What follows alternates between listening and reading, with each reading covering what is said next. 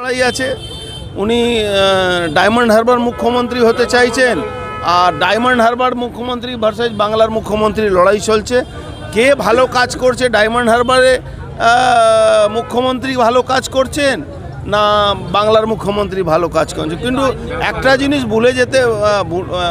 উনি ভুলে যাচ্ছেন কি, উনি ভাইপো ব্যানার্জি না থাকলে এই ডাক্তাররা ওনার কথা শুনবার জন্য ওখানে আসতো না। এই ভাইপো ব্যানার্জি না থাকলে উনি ওনার কাছে লক্ষ লক্ষ কোটি কোটি টাকা কয়লা বালি ইটের পাথরের সব পয়সা আছে, উনি দিতেই পারেন, আপনার বৃদ্ধা পেনশন দিতেই পারেন। কিন্তু পশ্চিমবাংলা সরকার যে দিল্লি টাকা দেয় বৃদ্ধা পেনশন, বিধবা পেনশন আর হ্যান্ডিক্যাপ পেনশনের টাকাগুলো, মিড ডে মিলের টাকাগুলো ব্যাপকভাবে চুরি করে, পেমেন্ট হয় না। বৃদ্ধারা 9 মাস 10 মাস পরে টাকা পায়। সেই টাকাটা উনি নিজের এলাকায় গিয়ে, যেহেতু উনি ভাইপো ব্যানার্জি আছে,